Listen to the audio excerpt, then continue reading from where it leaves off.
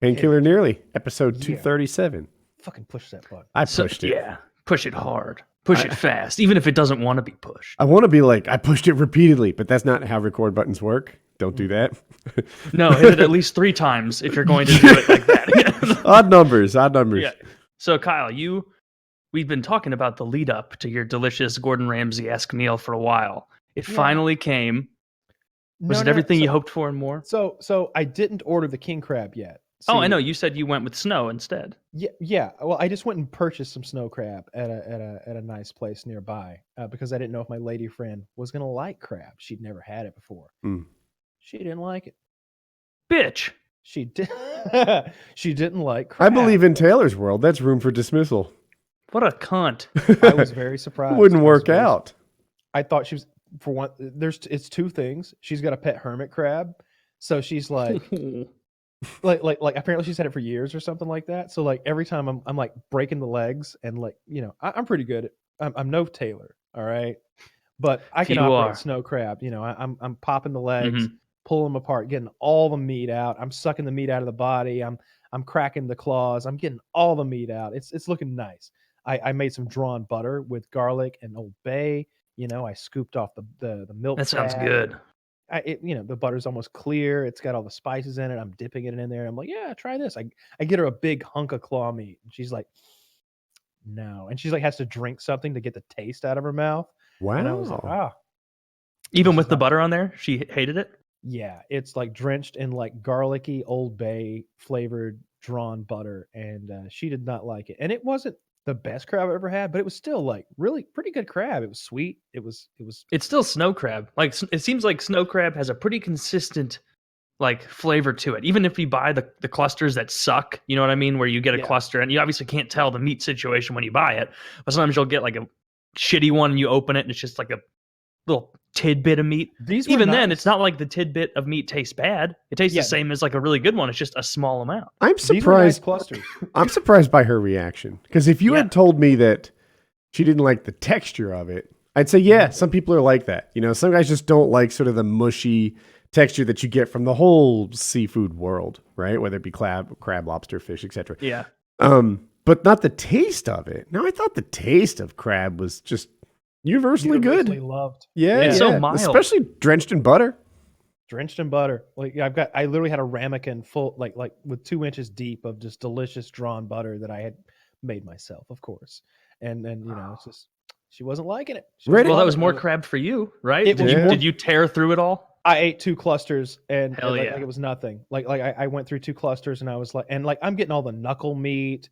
And like I'm getting the meat out of the body, like I got every little bit of it. It wasn't that much. I can understand someone who's never had crab trying meat from the body and being like, "Oh, this is fishy. This is too salty. It's gross." Like I can understand that. But the leg meat, like crab meat, is the most mild, like teeny bit sweet. Like there's nothing offensive about crab meat. I agree. Unless she owns a pet. They're one of the shittiest pets I can imagine. By the way, crab. So dumb. Yeah, I have hermit crab expertise and experience. Do you guys know this? I used to sell hermit crabs on the boardwalk. And the place where I sold hermit crabs sort of offloaded most of the hermit crab duties. I don't know, 1980 something, I bet. They offloaded most of the hermit crab duties to the guys because you get hurt sometimes and they're heavy. Not the crabs itself, but when you sell 500 of them, the cage is taller than any of us and it's gigantic and you have to like take it outside and hose it and shit. And so I became like a crab expert. I read 2 books on the topic and could give a spiel about what they eat, how long they live, what you need to buy in addition to just your crab to keep a healthy ecosystem for your crab at home. And then the city had hermit crab beauty pageants and hermit crab races. Yes, the beauty pageant wasn't really about the crab. You just grab any old big fucker and then dress it in some sort of costume. You're like, here's a wedding day crab. Yeah, a little hot glue. Bedazzle the fucker. Put a little wedding dress. I wish I could scream. The long train. 500 million years of evolution have led me to this. The long train that makes on a wedding dress. So there they are walking and they've got that shit and maybe a top hat, a little couple involved.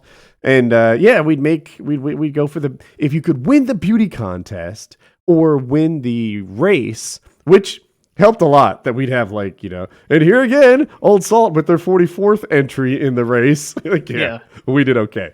It's got a string attached to it, and that guy's holding it. Yeah, Taylor, you with your one crab are gonna have a hard time being faster than our like, anyone 10. that looked like moderately healthy we'd enter. So anyway, and then for the rest of the year we'd get to be like healthiest crabs on the boardwalk, 2017, 2019, and 2021 champions or something like that. Were you selling them for food? Selling them for that, or? What'd you say for what? Like, was it for food or pets? Or the hermit crabs? Nobody eats hermit crabs. They're just for pets. Yeah, they're very small. Like you couldn't eat a hermit crab. Oh, I was thinking they were almost as big as like a crawdad. Because I've eaten crawdads and those are pretty good. I have never eaten crawdads, and I feel like I should, but I'm afraid it's one of those things. Is that what I caught on the survival trip? Yeah, a crawdad. It's like a crawdad or a crayfish or yeah. What do you call people call them? Yeah, I wasn't a big fan. We boiled it up. Two. And two. Yeah, you can get very sick eating those in the wild on accident if you don't cook them enough. We boiled it. Yeah, no, it was well cooked, but it was still dirty. Like we didn't have I think in real life what you might do is just pour water on it and keep water pouring on it until it cleans out. Salt water or something. It makes them shit their guts out, literally. Like they all the shit leaves their system. Yeah, and during the survival trip, I was trying to remember. I watched a lot of videos in preparation for that trip. Mm-hmm. Like things, how to skin a rabbit. You never know, we might shoot a rabbit, right? And it'd be good to know how to skin a squirrel, how to prepare crawdads. And the crawdad video, this guy had like a bucket of them, and I want to say he was like pouring like tons of salt water over them, like pounds of like salt, and then water with a hose, and it makes them shit all the shit that's in them out, so that they're safe to like just go at.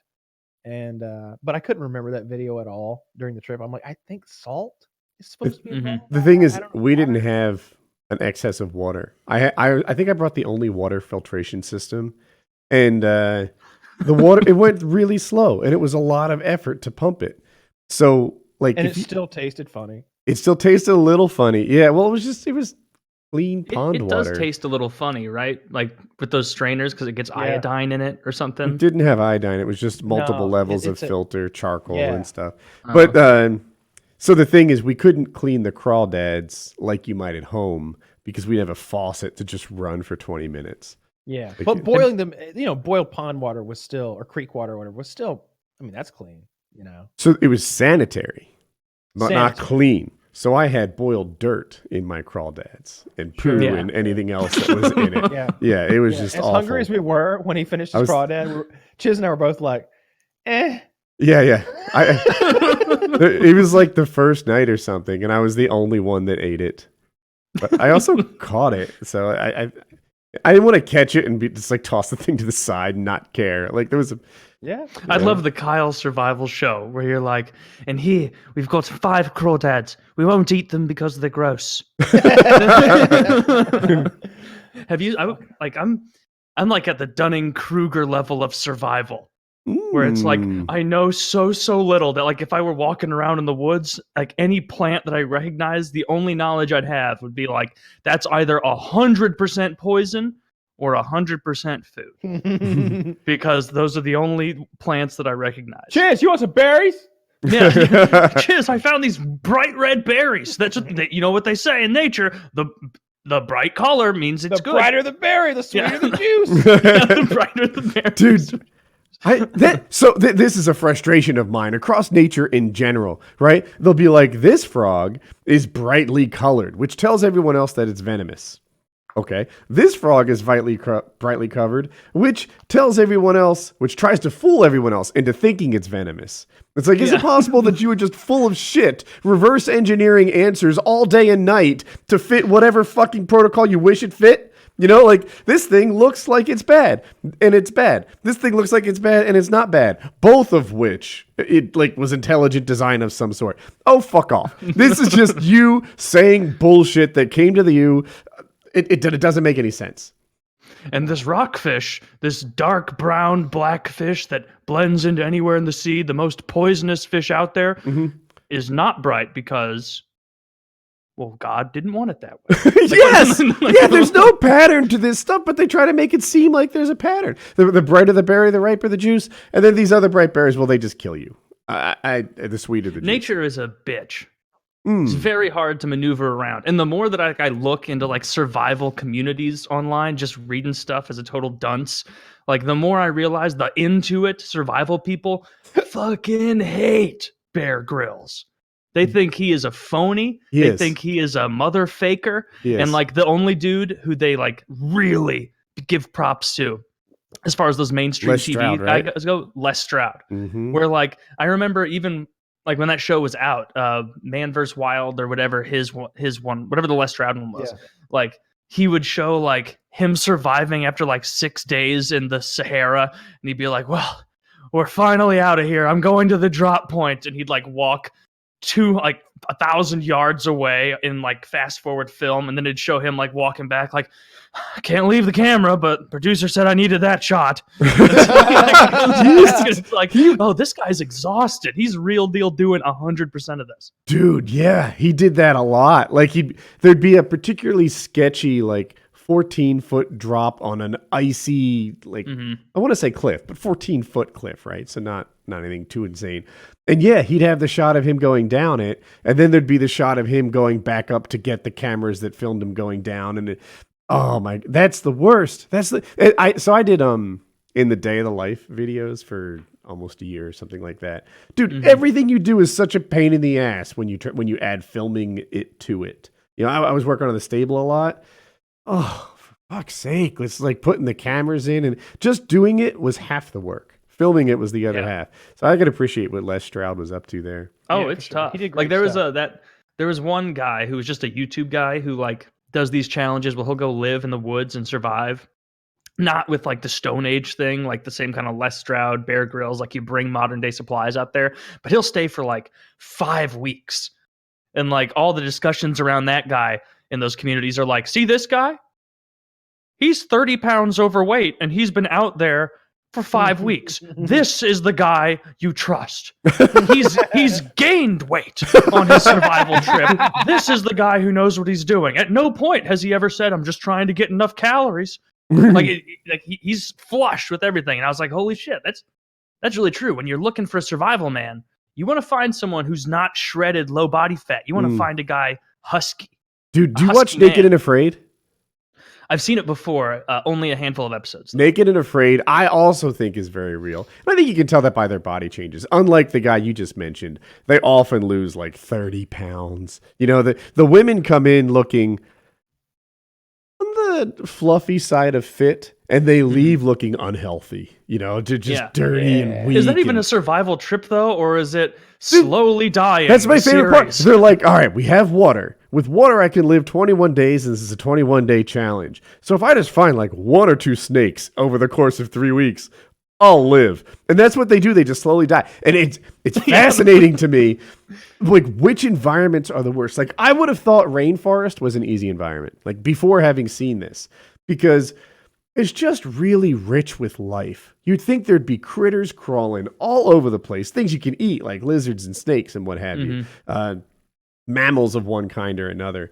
There's lots of supplies, not a lot of direct sun on you, like baking you, and water. It's a rainforest, so water is so abundant, right? Rainforests kick people's asses. The bugs just eat them alive, and they have no defense against the bugs. Like there's no manly bug defense. Like you're just fucked. It's hard to start a fire. Very, very hard to start a fire in a rainforest because everything is so soaking wet. In the desert, which I thought would be super hard, they actually tend to thrive in the desert. The one I saw that looked horrible, and I probably only saw 3 or 4 episodes, but it was obviously a man and woman in a swamp. Okay. Like, and everywhere they had to walk was like knee deep in slime and horrible shit. And I was just like, God, did you see the whole season? No. I didn't see that whole season. Wait, is it? They're one-off episodes, aren't they? Naked and Afraid? Yeah. It's not like 5 episodes of the same couple. It's like one-off, I think. You're testing last my time I saw it memory was now. years ago, but I Maybe remember you're because right. that was the one where they showed the before and after, as they always why do. I don't like And the guy Naked was and like Afraid? 6'4" and like 240, big guy. Uh-huh. And at the end of it, he had lost 55 pounds and the woman had lost 15 because the whole time, like, she was spouting the egalitarian thing of like, you know, he's like, all right, well, you caught the snake. Let's split it 50-50.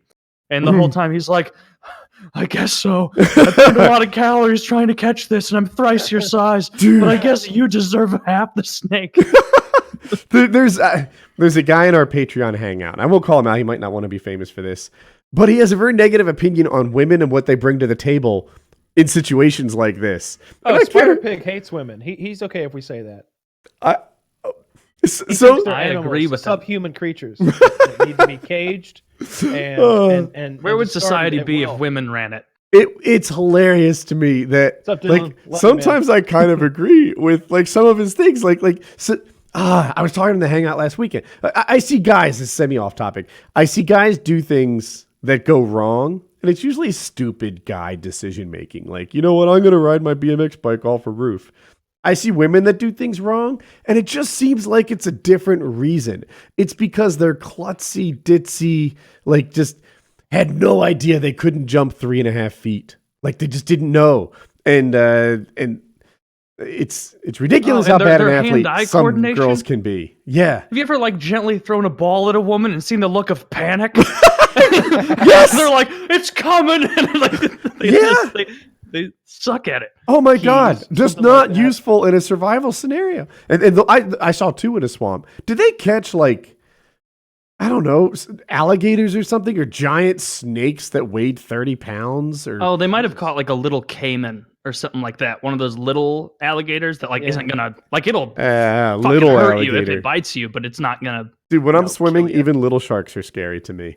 Fuck yeah, they are. Oh yeah. Yeah. Not that I have that experience, but I'm afraid of little sharks in any scenario. What if it bites your dick? Yeah, dude, What if it dude. takes a Oh, finger? The line I always heard from like fishermen or other surfers is like, dude, don't worry about that one. At worst, you'll lose a few toes.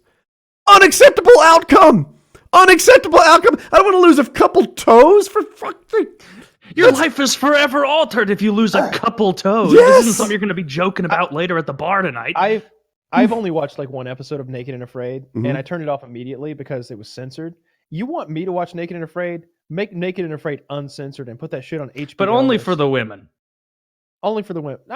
Show me some dong too. I don't want to see man ass walking around. I'll look. I'm an equal opportunity employer. If you want to hang some dong and survive, I'll look at it a little. You know? All right, get after it. You- Actually, that Usually- would be useful. I'd like to see his penile protection strategies. Usually Yes, they it's get dressed particularly- almost right away.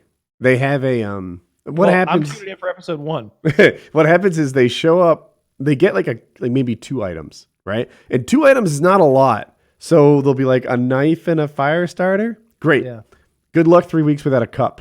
You know, like a drinking cup. Yeah. You know, like so you really need like 5 things to even just live off the land, and then the items they choose comes in like a burlap purse with a strap, and usually they take that and turn it into some sort of skirt almost right away. Yeah. If I'll I were stop that watching guy, after and the I were in a skirts get cold made. area, I would lie. If I were the resident survival guy and the woman wasn't as experienced and we were in a cold area, I'd be like, I can already tell it's coming on. I've got classic phallic frostbite. I'm going to have to warm it up somewhere. No, we're not fucking. No, we're not fucking. No, we're just going to soak. Well, So no, I have to move a little bit or I'll lose it. My heart on. No, there has to be blood in there. That combats the phallic. You you don't know anything about I'm not phallic raping this woman. freezing? Survival. This is survival. Well, the sir. first time he told me he had phallic frostbite, I let him put it in because it seemed real. It wasn't until the 5th or 6th time that I realized we're in Arizona. See, baby, that's my gift to you. Now you're warm all over your titties. So now Yeah. I'm pregnant. And, Oh no! See, maybe you didn't get where I was headed. I with need that. even more calories. Taylor, I understand that you have done a little bit of Wings of Redemption research as of late. Is that correct? Not so much research as I didn't do any of it. Chiz, resident expert Chiz, is the researchman. I basically was just sitting around on chilling last night, and Chiz, I got to talking to him, and he was like, "Oh, this is a perfect opportunity because you don't know enough about Wings of Redemption." And I was like, "You're right. 100% of my knowledge about Wings comes from the show. Like, I don't watch these clip channels." I'm about there with you. Yeah, that's where I am with it. Like, Except I don't really may have the more desire history. to watch it. Yeah, go on. You both definitely have more history, but I know Kyle's the most into I'm it. a fucking And so there were a couple videos that were super fucking funny. I don't remember the title of them. You'll have to go to Chiz for that. But yeah, I'm definitely a little more educated. A long way to go, to be fair. A long way to go. So these videos, were they from like 6 years ago, or are they like what are you watching? No, they were. Here? It was the Twitch era of Wings. Okay. And so it wasn't like super old stuff for the most part. It was just cut ups of him on Twitch being like either rude to someone or saying like a lot of the repeat of like, ban anyone who does this, ban anyone who says that, ban anyone who one of them was like, ban anybody who jokes in the chat. Who laughs? Ban anyone who laughs. And then the whole time I was like, oh man, like I guess they really weren't exaggerating the iron fist he uses to rule that chat, because like I don't know, like maybe it's just me, but I've found that when you tell internet communities quit joking about that, they tend to amp it up. I was doing that, take and it seriously. I did a live stream like 3 months ago, and we were basically, my friend had a really tricky to repair paramotor. And I was like, you know what? We're going to repair it on stream. And while it's painful to have all these people watching you, perhaps if we harness the collective knowledge of the stream, they'll have ideas that we hadn't thought of yet. It turned out our first idea worked and everything turned out cool. But while I was doing it, I was telling the mods to ban people left and right. Ban anyone that mentions Hope's feet. Mods, ban anyone that does this. Ban anyone that does that. Yeah, that's a real thing. But I didn't have any mods, so I was just fucking around. See, I like that. That's a good bit. You don't have any mods, and you're demanding that mods ban people. Yeah, I was. Yeah. Did forgive me, but I drink. Did we ever talk about Wings rekindling his relationship with his father on the show? No, I don't think so. No, was it on the show that you showed me that picture? I know that we saw a picture. Yeah, you showed me a picture. That might have even been pre-hang. No, I think it was during the hangout. Yeah. Now, is that real? Yeah, that's or real. no? Yeah, that's real. Are you sure, or is that like Look, a guess? I wouldn't bring you false facts, okay? When it comes to Fair enough. I was a fool to have even questioned. I pride myself in my Wings of Redemption expertise. I call myself a Wings of Redemption historian with no sarcasm. No, this isn't Fox or CNN. I trust you. Fair and balanced. Okay? When it comes to Wings of Redemption, I'm Fox News, okay? Fair and balanced. You can be one or the other. Fox News or fair and balanced. But carry on. That's the slogan, goddammit. It's trademarked. I think they got rid of it because they're like, nobody's even buying this. It's like when Lucky Strikes was like, healthy. Yeah. We got to cut that out. 8 out of 10 doctors bribed by Camel say they smoke Camel. Yeah. So he's rekindling his relationship with his father, you say? Yeah. He met back up with him. I feel like it reminded me of that scene from The Waterboy when like Adam Sandler has become like a national like football star and his daddy shows up and he's like, Bobby, it's me, your daddy, Roberto. Yeah. I see you on the ESPN. We're going to be like Tiger Woods and his daddy. Yeah, and he's got those like crazy lazy eyes. my mama said, what are you doing here, Roberto? Yeah. Roberto. Yo, daddy, Roberto. Yo, daddy. That's I completely forgot about that. Yeah. That's such a funny movie. Oh, it's great. It's one of my favorite Adam Sandler movies. But yeah, I feel like that's what's happening. Maybe his dad's been watching a bit of Sean Ranklin. He's like, oh, my boy's blowing up. All right, I gotta swoop in and get some of that YouTube money, you know? Well, that would be really shitty of his dad to do. He looks like Uncle Fester. I saw an online debate between Chiz and Wings recently, where Wings said that Chiz was telling lies about him wanting to sell the car and regretting the purchase. So Chiz looked it up and quoted him word for word. And the words were pretty much like, I regret buying this car and I want to sell it. And it's like, You're just not right if that's what you said. You know, like That's what he said. Yeah. That's what he said. Again, I stay up to date on this shit. Like maybe I'll miss a video a week, Mhm. but I go back and watch them. You know, I watch 3 in a row. Like I stay caught up on his shit. And look, he can say what he wants. He doesn't know he's Wings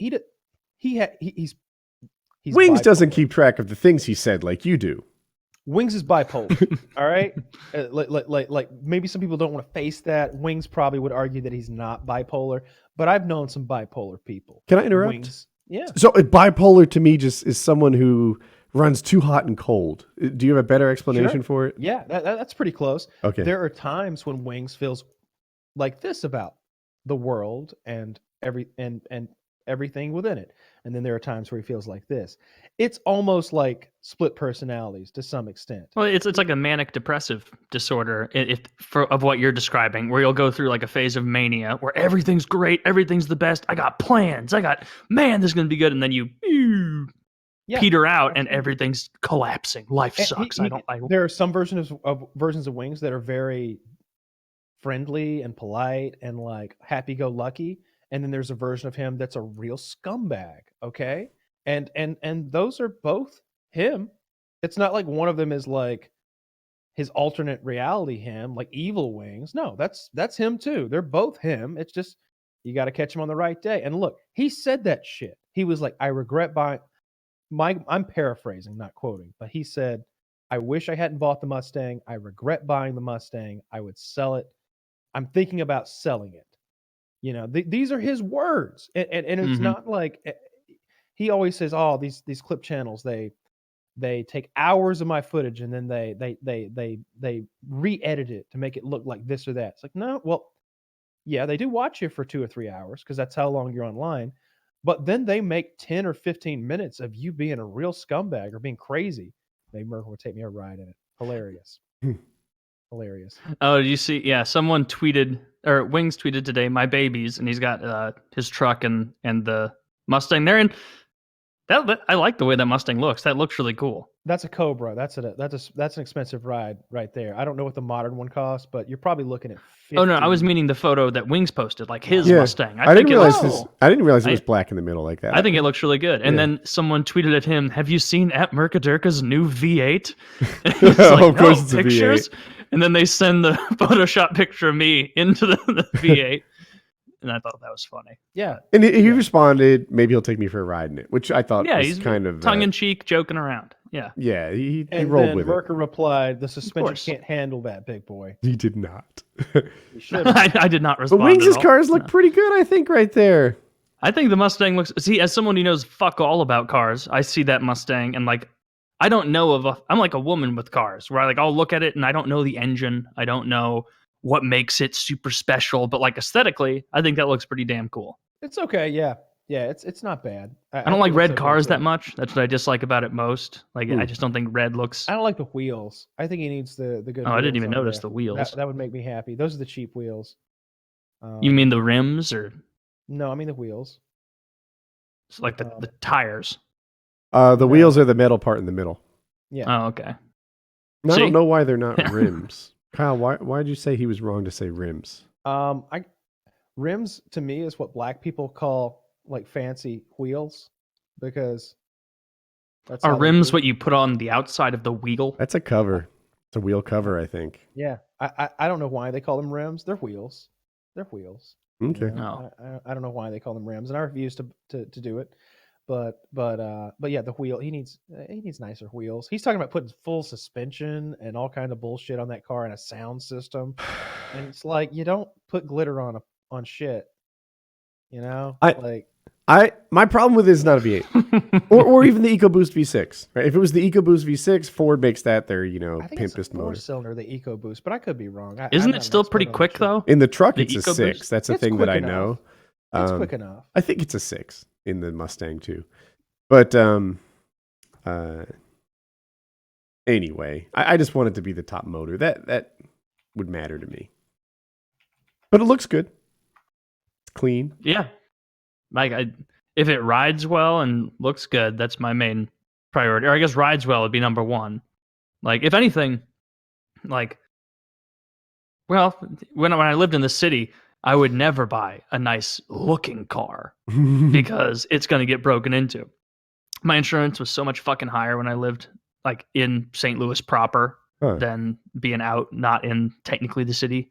So yeah. You know what I've been watching? Hellraiser.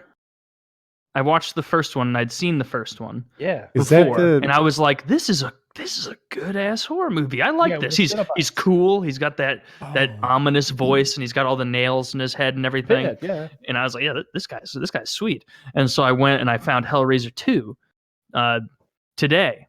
Yeah. And I was like, I'm gonna watch Hellraiser 2. It's $4. You know what? I like the first one so much, I'm gonna rent it. Awful. Awful. And there's 7 more of these.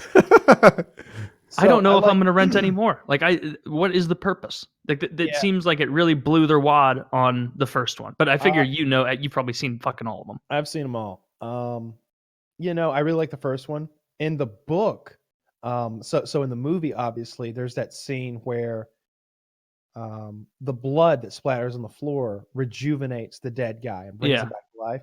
In the book, it's cum. Hell yeah, that's cooler. Yeah. There's just a guy like, oh yeah, oh, come back to me. Yeah, the cum gets on the floor and he like it uses it as sustenance to like come back to life. I've seen them all. I liked Hellraiser Bloodline because that's like a. Is that a new one? Nah, it's from like 15 years ago. The new ones don't have the same actor as Pinhead, and a lot of people find that actor to be a big part of the series and a big part of why it was good. He's very good at what he does. Bloodline goes through the past and shows you the entire history of the puzzle box. And essentially it was like this, I don't know, I'm making this up mostly, but this 15th century French puzzle maker was contracted by this rich fucking guy who was into satanic worship to make this puzzle box, okay? And he made it, and then they open the gates of hell and bring the Cenobites forward, and bad shit would happen. And so that guy's descendant, the puzzle box maker's descendant, way in our future, in like the year 2200 or something, is in like a space station or something, and he's trying to fix it all. And as he's trying to like fix this thing and close the box forever, there's flashbacks that go through his entire family lineage. From like the 1500s to the 1800s to like 1980. So would you recommend this one? Like, you think this might be worth watching? I liked it, but it scared the fuck out of me when I was 15 or whatever, or maybe younger, maybe 12 or 13, I guess, when I watched it. It scared the fuck out of me. I haven't watched it since then. The first one's the best one. After that, it slowly I want campy torture porn. I want like that's how Saw went. Where like Saw 1, really fucking good movie. It's really good. Like, I like Saw 1 a lot. You want a good horror movie? I want like a good, and it doesn't have to be like a super high quality horror movie. Like, I like campy, kind of shitty horror movies, but I don't know. I'm always looking for the diamond in the rough of those, because every once in a while you find like a campy horror movie that actually ends up pretty fucking good. You've seen the Conjuring movies, right? Yeah, I've seen the first two. That was the movie I was watching with my girlfriend when we were on vacation in Florida. And she was getting so scared, and then I invited Satan into my heart loudly on the couch, like, "Make me your vessel," and all that. And take me, Dark Lord. She did not appreciate that. Yeah, I bet not. Yeah, scared her. But I don't know. If you want super campy, it's Killer Clowns from Outer Space. Like, if you, I've seen that. Yeah. That's outrageous. That's too campy. It's like I don't want them to be aware that they're making a shitty horror movie. Like, I like to watch a horror movie that they went into it making horror and it ends up being total shitty. The original It, in my opinion, fits that. I think I've seen the original It. It's like I watched it after I read the book hours when I was long younger. or something like that. It's not very good. It's not very good. It's weird. I don't know. Chiz really likes Nightmare on Elm Street. I could never get into those. I can't get. I don't. I like Freddy Krueger's not very scary. It's more sci-fi than horror, but I've got Serenity in my head. Did you get that? Yeah, let me look it up. Or let me make sure that I've seen it. It is Serenity is Firefly. It is, but there's definitely horror aspects to it. They're basically monsters that a whole society turns into monsters, and they look like horror bad guys. Yeah, Maybe Yeah, too I long haven't- since you've seen it. Because I've seen Oh, it I've recently. seen it. I remember. Wait, that- it I says it remember, came out in 2019. You know, the doesn't the sound gas turned those people on that planet into like the Reavers, and you know, Yeah, they're pretty much scary. aggressive zombies. Yeah, they're rough customers, but it's still kind of an action. It's an action movie. It doesn't get too scary, in my opinion. Horror is horror. You know what It I watched Follows- last night that was good was The Informant with Matt Damon in it, where he yeah. is he's like on the inside of this corn manufacturing plant, and he like is in charge of the lysine production to then he's price fixing with the Japanese, and the whole way, spoilers, but the whole way he's like having internal monologues for how smart he thinks he is, and he's like fucking it up the whole way, where the FBI agents will be like, "You've been wearing a wire, and you mean you've told your secretary and 5 friends that you're wearing a wire?" Matt Damon's like, "Yeah, the people I trust. What are you mad about? It's going to be fine." And he just keeps fucking up and fucking up and fucking up. And in the end, he ends up serving more jail than any of them because he fucked up so bad. Have you seen that one, Kyle? I know about it. I've seen the previews, and I know the plot. It just didn't seem like something I'd like. I like. I Matt thought it was Damon, pretty good. but, like, not enough to watch everything he does. Dude, I think Matt Damon's pretty good. I just don't like his buddy, Ben Affleck. I think Ben Affleck sucks a dick at acting. If you want to watch a good Ben Affleck movie, it's The Town. Have you That seen is a good one. The Yeah, bank robbing? that's the robbery one where they wear the nun masks. That's the robbery one and it's got Jeremy Renner in it. That's his best movie, and man, he really peaked right there and never recovered it. I'm not a big Ben Affleck fan, and I've given him a lot of chances. Yeah, even in Argo.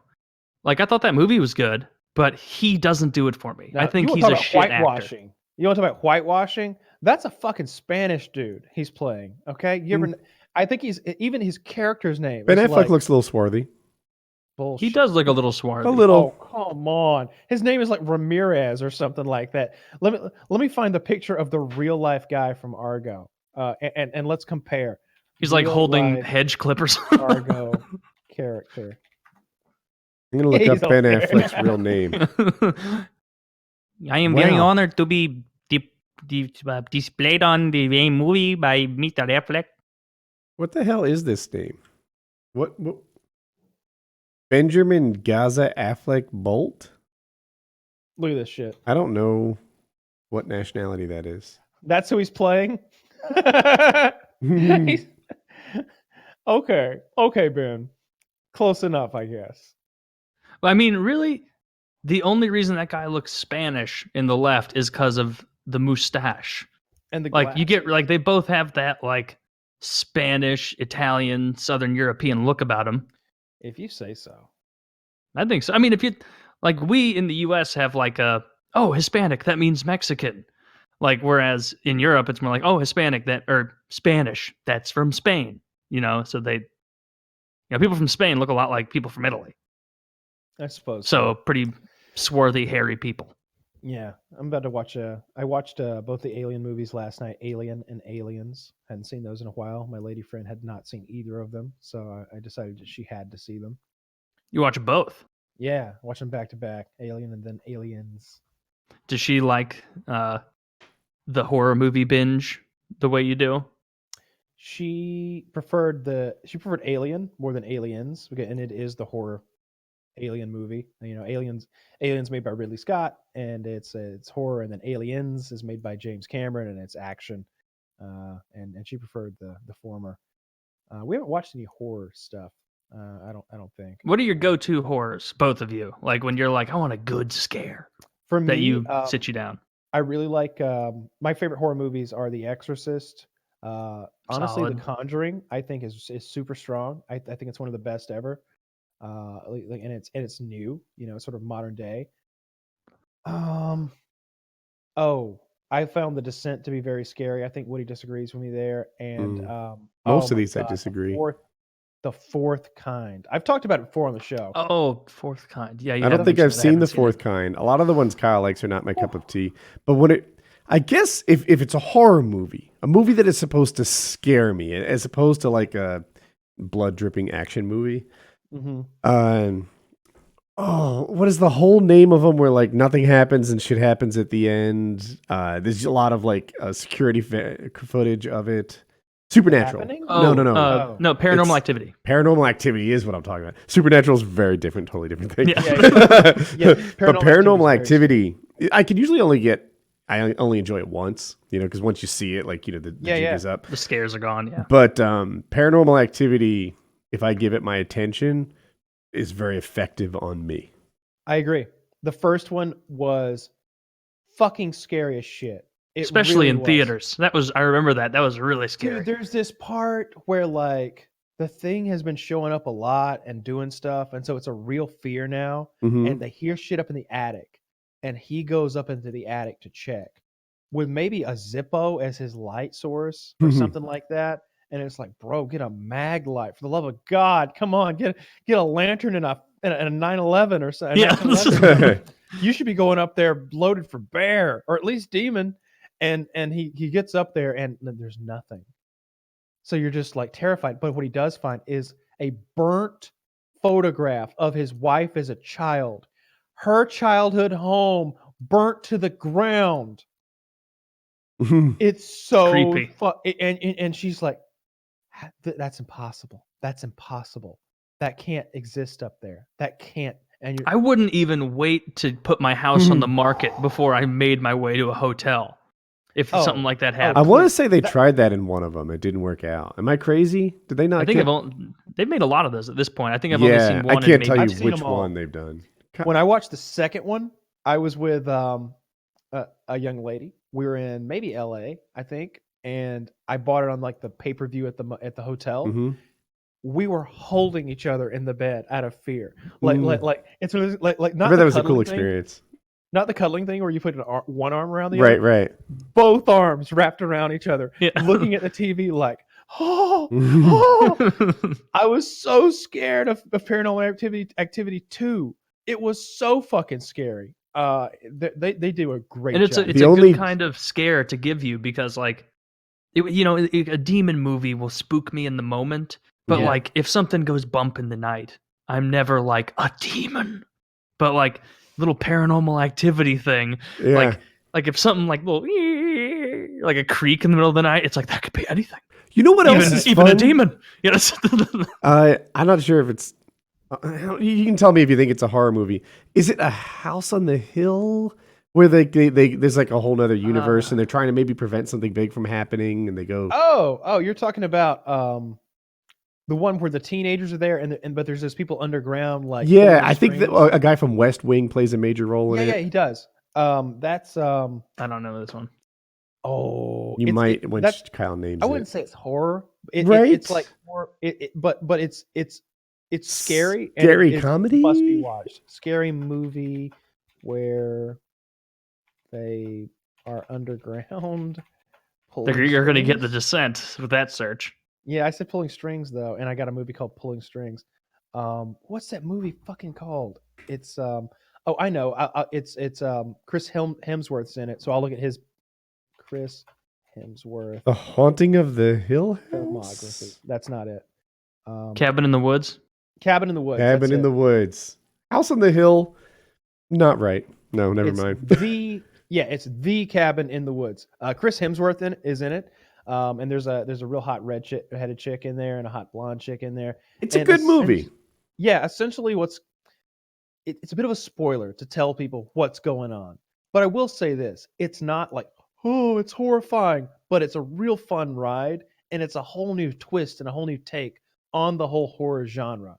And you get a lot for you get a lot of bang for your buck. And I should just leave it there because if I spoil it, it takes a little bit of the pop out of it and it's a good show. Spoiler-free talk while we're at it. The new Game of Thrones trailer came out. Kyle, did you see it? I know you're AFK and you've been avoiding that kind of thing. My lady friend was like, "Hey, new Game of Thrones trailer." I'm like, "No, I don't watch those. I saw it. They have spoilers in them." And she's like, "No, it's just a trailer." I'm like, "If I see character A in set B, I know that he's going to be in set B, and that's too much information for me. If I see that Jon Snow is somewhere where there are green trees, too much information. Right. If So I'm not going to Cersei spoil Lannister is in the snow, too much information. that. So I won't spoil anything. What I was going to say is this. I used to do these breakdown of Call of Duty videos, right? With they show a Call of Duty trailer, and I had a level of time and expertise in that game then I might notice things you didn't notice. You know, I like forgot about a those thing that trailer like analysis flickered videos. on the mini map or something like that that maybe a more casual player wouldn't have picked out. With Game of Thrones, as much as I love that show, I'm not that guy. There are people who will be like, "Hey, there's another medallion on that dude's necklace." That's told me a lot of things. I made that up. It's not a spoiler. But I wouldn't pick that up. You know, I wouldn't pick up like a subtle sigil change or something. But I watched it, and all it did was get me hype on like a general level. It's like, yeah, you know, if I even told you what I saw, like this character was feeling stressed at a time, then, well, yeah, but that didn't tell me too much. Like I'm still down. I didn't think it spoiled much. Okay, like yeah, so you're with all. me on that, yeah. But I think there are people in this world. Alt Shift X is going to make a video about what he saw in there, and it will be things I didn't pick up. Like, but if you saw Cersei in the snow, let's say for the trailer for last season, that would give something away. If you see her in the snow this season, well, winter's here. Like there's already snow coming if she's down. in the wilderness, I know she's gone north with an army. If I see the city, then I know she's stayed at home, but the snow has come there. Either of those things are spoilers for me. They really are. I'll tell you what they did with Cersei. They showed her in a place, I don't even know if I recognize the background. Perhaps indoors, probably. And she had a look like she thought she was clever. Okay. All right. So there's a point this season where Cersei thinks she's clever. I could have told you that was coming. Oh, my eyebrows. yeah. So, but yeah, I'm pretty down for it. I go through these phases where I think like, dude, it's about to happen. You know, it's right here upon us. And then I think about it some more and I'm like, actually, it's 6 weeks away. And by the way, 6 weeks from now, that's just episode 1. The last episode's 12 weeks away. This thing's so far from now. I go back and forth. Yeah, we all have to finish our taxes before we even get to see episode 1. So that sucks. No, April 12th. I don't even start. I'm just kidding. Oh, well. You're like watching it, like finishing the episode on April 14th, and you're like, all right, time to get my taxes done. 11:58. But it is pretty far away. Another thing, Conor McGregor. So people don't know, McGregor lost, I want to say his last 2 UFC fights. No, he won. He lost again. He lost his most recent one, but before that he won, right? He did an Nate Diaz win. Am I crazy? I think that's right, yeah. Yeah, so he just lost his last fight. And but he's only fought UFC like once in the last 3 years, I think. And yeah, he lost his last one versus Nurmagomedov and won his second to last one versus Alvarez. Oh, was it Alvarez? Yeah, that makes sense. He beat Diaz and went on to Alvarez. So they were going to make him the co-main in his next thing. And McGregor, that's a showstopper for him. He needs to be the main event. He wants to be the last fight. But usually what they do with McGregor cards is they stack them. So like one of the things that makes a McGregor night such a special night is that McGregor's fighting. The other part of it, though, is usually everyone on that card is awesome. Like it's just they really make sure that this is an event to remember. But who's going to be the main? If McGregor is, if it's not DC and Jones and Brock Lesnar, okay, or DC Jones, then I'm not buying. I don't mean that I'm not buying as that I'm not putting the money up. I mean you're not believing in it. Buying into that idea that there's anyone who headlines better than McGregor, other than the crazy grudge match of DC and Jones, or the spectacle of Jones versus Lesnar. So I think that what the UFC is saying is, look, title fights are the main, you know, and McGregor doesn't have any titles. So McGregor can fight in the co-main. It'll be a very big deal, and it's awesome. But the main is going to be like Colby Covington versus Usman uniting the welterweight belt or something. I made that up, but, you know, and it's just like, yeah, I guess it'd be kind of weird to put like, what is McGregor, like the number 3 ranked guy in his weight class against the number 11th ranked guy in the weight class above a title fight? I don't think it's weird at all. I think UFC comes down to money, right? It does. Like it's not like prize fighting. It's about fucking money. And if you were to, on the pay-per-view buy button, if you were to have everyone select who they were buying for, or who they're most hyped for, the fight they're excited about that night, the biggest fight in their opinion, however you want to phrase it, the majority is going to say McGregor. It doesn't matter who else you put in there. like honestly, the only two examples that I can think of: DC Jones, DC Lesnar, or Jones Lesnar, maybe are bigger, and for a couple of reasons. Anything with Lesnar is a spectacle, and anything with Jones and DC going against each other is just crazy trifecta of the grudge match. Even though Jones has won both of them, but this time around, we're talking about picograms, not actual hot blood, hot piss, or whatever. So Yeah, I can last see time that Jones maybe. won, he literally got suspended for steroids. But I just don't see like And like they Col- no and look, contest I of the want to see fight. Colby fight Usman. Yeah. As a fan, like that's big for me. I saw Colby out in the crowd wearing his fucking belt and his fucking aviators, wearing The a MAGA MAGA hat. hat, Yeah, like yeah. a bad motherfucker, not giving a shit, starting shit with the fighters' mothers out there. That guy knows what's up. Like maybe if you had like Starting shit with Dana White? starting shit with Dana Can, White. can I starting just shit with lay that everybody. out super fast for the fans? Colby Covington has a better social media presence than most fighters do. Yeah. And I guess he got intelligence or knew Dana White was like playing, I think, blackjack. So he goes live and he live broadcasts himself. And then, like, here's Dana White. Dana, why aren't I the one fighting for this belt right now? Because he was the interim title holder. You'd think he would be. And Dana just said, turn the camera off, and he did. And then Dana talked to him privately and said, don't do that again. That's bad behavior. And I saw it's not Chael talk about it. And he was like, you know what? This guy is great, Colby Covington. He is doing everything right. He's like, by the way, he's the interim champion. He got that the hard way by winning a fight. You know, so this guy's no chump. And in addition to that, you know, he runs his mouth a ton. He got one wrong. He got one wrong where he went up to Dana White during his private time gambling and he turned out the camera as soon as he was supposed to when he got a talking to. He got one wrong. But by and large, he's getting a lot of things right, and other fighters would be smart to copy him. Yeah. Okay, that's jail. Yeah, I buy into that. But yeah, back to the McGregor thing. Like, I think he's right, frankly, and purely because it is prize fighting and it's all about pay-per-view numbers, and the fans are buying that pay-per-view by and large for McGregor. You know, they're there for McGregor, and he should be the main event if he's on a card. And I don't think his record matters. I think he could lose another one. He could lose to pick a fighter. He could lose to anybody. He could Cowboy. lose to you. To me, that would ruin him. Yeah. You know, and he'd still come out and they'd be like, Woody did have 50 pounds on him. You know, But that would kickstart your career. Whenever they stop making him, they can stop making him the main event when he stops. Like when his next pay-per-view isn't one of the top 5 biggest pay-per-views of all time. If they make him the main event on the next one and it's not sliding right up in there in top 5 pay-per-views of all time again, then it's like, maybe we did make an error here. Maybe Jones should have been up there. Maybe Usman Colby should have been up there. Maybe Rose Namajunas should have been up there.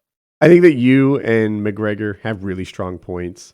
I guess it's the UFC. You can make your own rules, right? It's not like the athletic commission is determined. So you can do it. You can go have Cody fight Usman on the co-main and have 2 unranked fight. 2 ranked fighters as the main event. You can do it. I can see the point. I can also see the other way. Like it's a little more integrity to the sport when you put the title fight last. And it's not even a matter of like the uneducated fan being like, well, shouldn't the main event be for a title? Because the uneducated fan is McGregor's bread and butter. The average mom and pop who doesn't buy an event unless it's McGregor, those people are his bread and butter. That's why he breaks those numbers. Because when they have a card like last week where you got big names, I guess, but you've also got a lot of the best fighters in the game fighting each other for. I bet the pay-per-view numbers don't get up there to where McGregor cards go. By the way, you can have McGregor fight anybody. I love uneducated fans. I have no problem with them. I like them. No problem at all. I don't look down on those people. And look, it's not like they I'm an drive expert. the entire business, as It's with not any like I'm an expert or professional anything. sport. I try to educate myself as much as I can, but I'm no expert. You know, I'm more than a casual fan, but I'm not an expert. And so I don't like when people look down on. I am an expert in some things, though, and in those regards, in those fields, I don't like when people are looked down in those. I'll say that. I won't put myself in the position of a UFC MMA expert, but like we're talking like guns Hmm. or explosives or I don't know, something like that I know a lot about. I don't like when people shit on the people who don't know what's going on. It's like you're pushing people out of our already small and skewed community, okay? Like pull them in, don't push them away. Don't laugh at them because you memorized some fucking I agree. bullshit numbers. I'm from the Philadelphia area. I follow some Philly teams,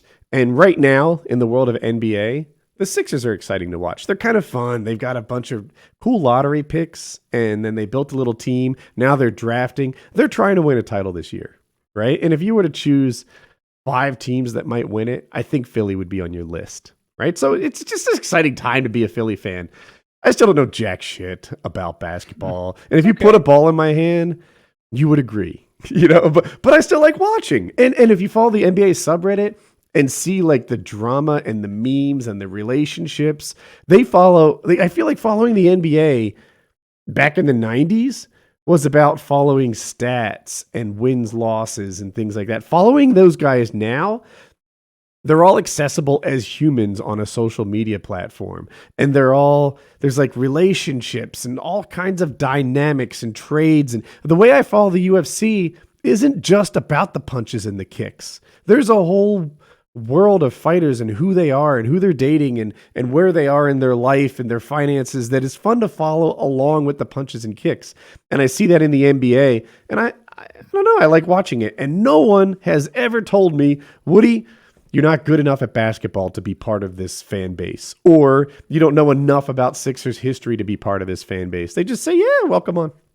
Oh yeah, like it is cool how sports, those I guess athletes are more accessible. Like a fucking winger for the Minnesota Wild streams video games on Twitch. Oh yeah? Like they just do shit like that now. And so that's great PR for them. But like I feel like baseball is always this, when I think of like stat obsessed sports fans, baseball is what comes to mind, because they'll like, you can talk to what I think is a casual fan and they'll be like, oh yeah, fucking Hernandez, he had 5.4 RBIs and 6.7 fucking catches per game. I don't even know the stats in baseball. That's how little I know. But like it's like autism on an enormous scale. There's like people who are super into stats than I don't have any. I don't know this for sure, but they definitely have more advanced stats than anybody else. Other game because there's so much going on.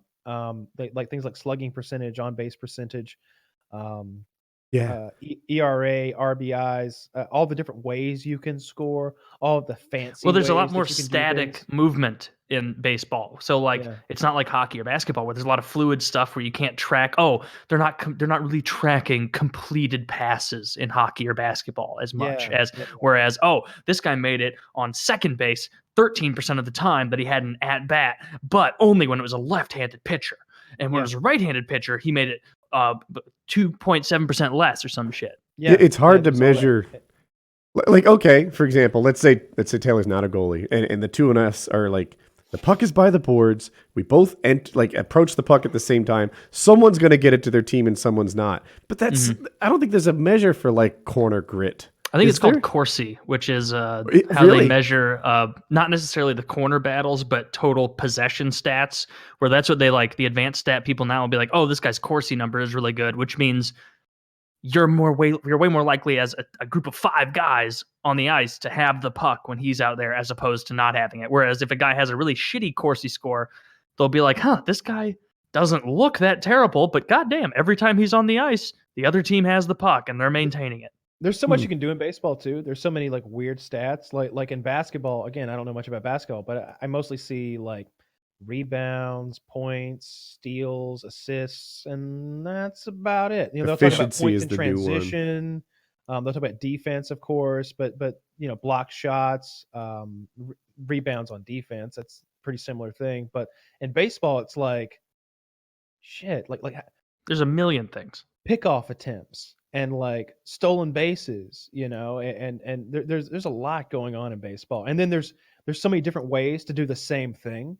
Like there's so many different kinds of pitchers, right? There's starting pitchers, relieving pitchers, closing pitchers, and they all have their own different stats. There's if you to get a close, right? There's a very specific parameter that has to be met before you have closed a game out. There have to be X amount of pitches that you threw. You had to be either tied or ahead by 1, and you had to maintain that lead or something like that.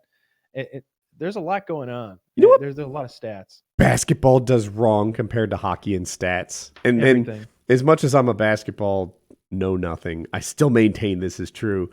Hell yeah. Hockey tracks season stats, right? So when they talk about how many goals you're scoring, they talk about how many you score over the course of the season. In basketball, everything is per game. And I think that stinks because it doesn't reward durability. It doesn't reward showing up every night. Like in hockey, if you play half a season, then you probably have some pretty shitty numbers this year. You know, it's hard to do well with 41 games. In basketball, shit, you can score 30 points per game over 40 and be, you know, looking great. Yeah. It's just the point total so much higher in basketball. Like if someone, who was the last person to score like a goal a game in a season, like Lemieux? I don't know. You have to be not only a generational talent, like an all-time talent, to have a stat above 1 goal per game. And even if you're scoring 1 goal per game, that you're one of the best players in NHL history. Like the best dude out there, Ovechkin, at this scores like 0.6 goals per game. The numbers would be high, I agree. But I feel like people would get used to them, and it just doesn't properly punish players who take off. Right now, the Sixers guy, Embiid, his name's not Joel, it's like Joel Bolt Embiid. Yeah, something like that. And you know, he's just resting. He's like, you know what, my knee hurts like a tiny bit, so I'm just letting it heal up before the playoffs, which is fine. I'm not saying it's dumb.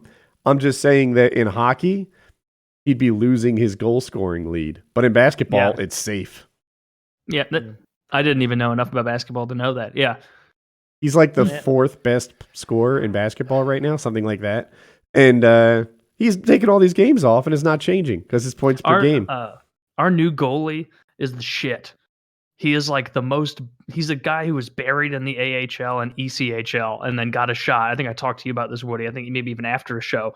But like his interviews were like going big all over the hockey Reddit, where like he's on like a career start for like goalies across the whole league. They're like, Jordan, you've got 5 shutouts in your first 18 starts as an NHL goalie. How does that feel? He's like, it's cool. And they'll be like, are you really nervous about the game tonight? You know, you got this big streak going. It'd be a shame if something, you know, you're playing a good team. And he'd be like, do I look nervous? Like, well, no. He's like, well, there's your answer. He doesn't even look like he's putting on a show. He looks like he's just almost like not even emotionally available. Cam which Ward is what was you like want that in a goalie. at the same point in his career. I didn't think you would know this because it was for the Hurricanes, and you know, but yeah, he came in, won the cup in his first season. Did he win the cup or lose the cup? 05-06. Did he? Yeah, I think 05-06. That's when the Canes won, right? It is, but against Edmonton. You might be right. In my head, he lost the cup his first season, but I could be wrong. You made it. Even losing the cup is a good year, but he just. Nothing seemed to faze him at all. He was like they kept saying there was ice water in his veins, and I don't know how to describe a guy who, like, you're interviewing him about the Stanley Cup Finals that he's in, and he appears bored by this situation. Yeah, you know, and he's like 19. You know, which, you know, I don't know, maybe I was 30 and I thought 19 was young, but now I think of him as just literally a child. Dude, the Hurricanes ruined that guy. Because they were like, oh, wow. Well, we're a young franchise. We got a good goalie. We just won the Stanley Cup. For the next 12 years, let's play him 65 plus games a season. And so if you go to his like stat line, really, Carolina just rode him like a horse. That's what they did to the guy before. Season. Urbe, I think his name was. Oh, yeah, that sounds right. Urbe would always play like 70-some games a season. It's funny because he was like, they'd show on the board, like, I don't know what to call it, the thing that hangs in the middle of the, you know, with the Jumbotron. Jumbotron. And they'd be like, you know, Urbe, and like league leaders, not in goals against, right? Not in save percentage, but in games played was the category he would lead, and the whole Always place would #1, yeah. cheer. And it's like, well, fuck, I could lead in games played. You know, like, all I gotta do is play 82 games a year. But I just can't imagine the amount of resentment you must have against your organization if you're Cam Ward, and it's just like, all right, who's in again? Oh, me again. So you think he didn't want it? 11 games. That's got to be exhausting. I don't know. I barely played goalie. I don't know what goalies want. You know, are they mad every time you bench him, or are they like, oh, thank goodness? They like a break. Like 50 games a season for a starter, 50, maybe 55 is probably good. But there were seasons where he played like 76 games. Yeah, everybody would do that which too. Is almost every game of the season, which means that there were multiple games where they played back-to-backs where it's like, all right, Cam, you're in this 8 p.m. game, and tomorrow's nooner, you're up too, champ. And it's like, oh my God. That's where pitchers have it nice, right? Like you pitch maybe 1 out of 5 games, 1 out of 6 games, maybe. Even if you're in the World Series or you're in like a playoff situation. Wait, Yeah. I thought that baseball pitchers did it more in shifts, where it was like you have an opener and then a middle guy and then a closer, but that everybody played most games. No.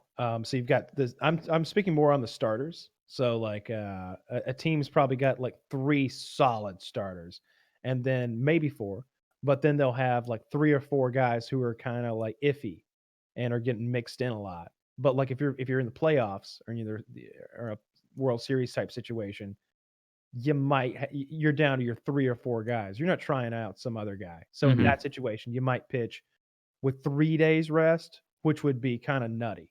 Like if a pitcher is pitching on 3 days rest, it's like it's Too much rest? It's worthy. No, too little. Oh. If he's pitching on only 3 days rest, it's worthy of comment. It's like, all right, well, Smoltz is coming out, but he's only on 3 days rest. Let's hope that that Tommy John surgery he had 3 years back is did the trick. Taylor, that's what you need. Like, God, Taylor's Tommy John. he's analyzing the statistics today, but he just did that 3 days ago. Yeah. I don't know. I don't know. He'll be on his A game. But yeah, and the starters will do that, and then the relievers are kind of a mixed bag, and then the closers are also a mixed bag. Although closers pitch They pitch a lot. frequently, like those guys are usually only pitching somewhere between 10 and 30 pitches a night. Are pitchers the highest paid? No, no. The best baseball contract of all time, Bobby Bonilla. All right. Really? It's not A-Rod. I thought it was going to be A-Rod. A-Rod had a great contract, $25 million a year or something like that. Bobby Bonilla, however, had a contract where he gets $1 million a year every year until like 2035. Bobby Bonilla hadn't played a game of baseball in like 15 years. That's nice. I like that contract.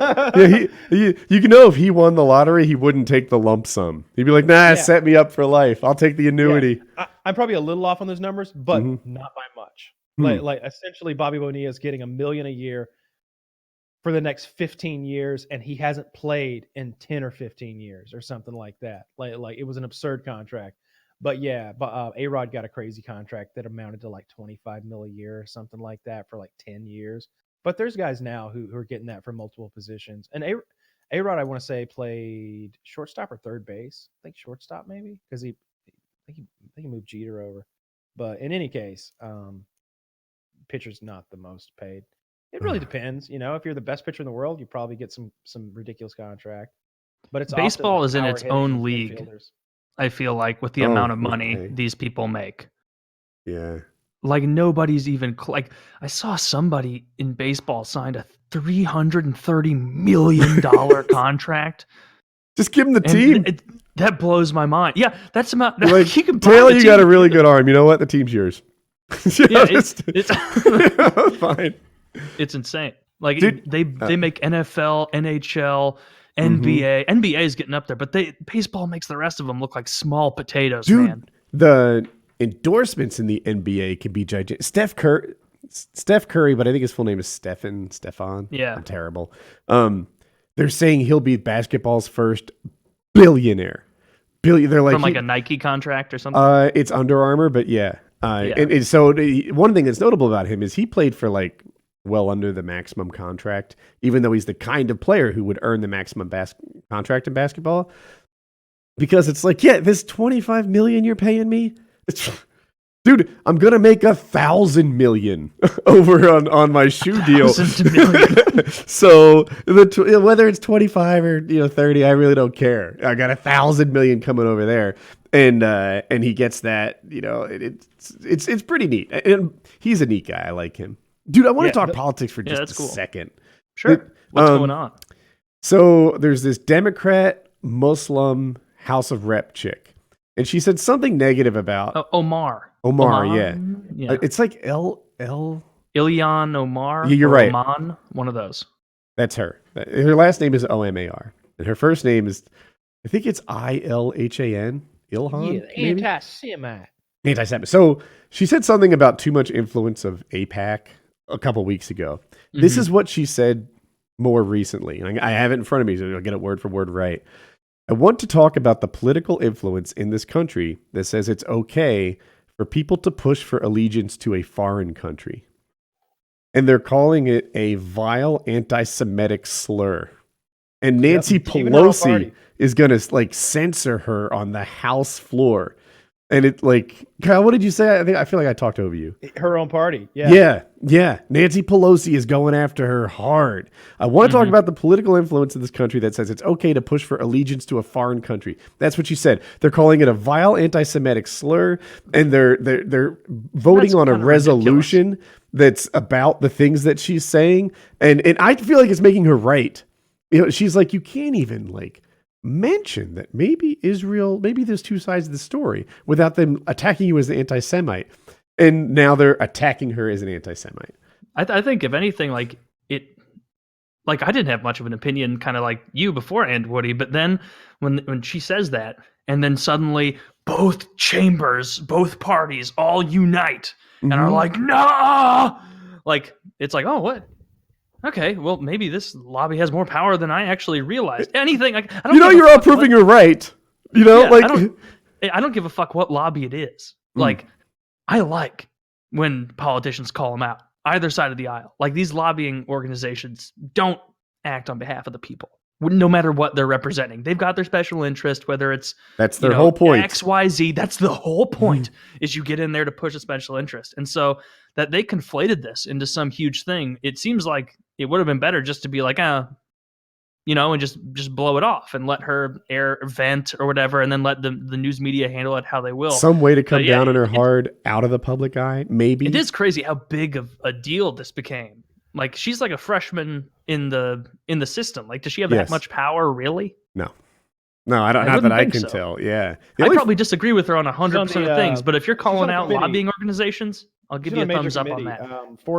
Foreign relations or foreign something or another committee. They're talking about taking her out of that committee. Okay. Oh. But see, that just once again makes it wait, by doing all this, you're almost showing that this lobbying organization does have a lot. Like when they were all ripping on, remember when the NRA was the big thing where they're like, the NRA has too much influence over politicians. If as soon as that happened, immediately every Democrat and every Republican came out and was like, we're having a resolution saying you cannot fuck with the NRA. Yes. You'd be like, hold up. This is clearly they're doing the NRA is super powerful if they can get this kind of shit going. It feels almost counterintuitive. I feel like we're kind of thinking the same way on this, Woody. Oh, completely. The reason the NRA is so powerful is not the money they give. A lot of people think the NRA is a huge money donor. It's their members. It's not. It's that there are people who are guns are a gigantic, very super important issue to them. And when the NRA says this guy doesn't align with this thing that you care so much about, they vote against them. Yeah. That's what it is. It's not like Big Farm where I just give you cash and let you run ads. That's where it's not that people are passionate about drugs or anything, even healthcare. But yeah, so this AIPAC thing, I don't know. I feel like they're proving her right by coming down on her so hard. So we'll see where this goes. All these lobbying organizations. Maybe so, but I think she probably is anti-Semitic though, right? Probably. This isn't her first time she said something about. But I mean, our great. I don't think that they're characterizing her statement correctly. Probably not. I think she said other things. I think it's a pattern. with her. But But I agree that thing she said most recently, if that's all it is, that's bullshit.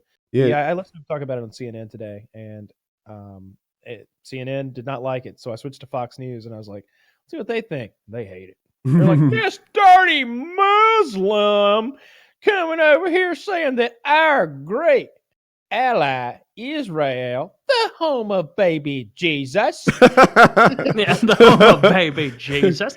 See, like that's the like when they came out and like there were huge numbers of people against the NRA. I was like, okay, these guys clearly aren't pulling all the strings. But like any organization, lobbying organization that you insult and then immediately everybody snaps to attention and does what they want, it's like, oh, woo, this was not a good idea on behalf of that organization to get everybody to rally, because it really just shows, oh, this is powerful. Like, Well, that's what I think. Yeah. that, So Ocasio, whatever her. I like to don't call know, her I'm an idiot. AOC. AOC is easier. Yeah. Her last name is Cortez, I think. Yeah, that lady who's about to waste a bunch of money running for president. She backed up the Muslim. Who's running for president? The girl who OAC. OAC is absolutely not running for president. AOC can't run for because president. she's like 13 only years 29. too young. Yeah. Oh, she's not. She's got like another 6 years to go for the. I think 35 is the minimum, right? It is, yeah. Get up in there. Yeah, Yeah. she's All right. way too young. Is that a show? Because I gotta make some dinner. I got some chicken, Parmesan that needs. All right. up. Yeah, I haven't eaten yet, and I'm equally starving. So I've got to pee. PK 237.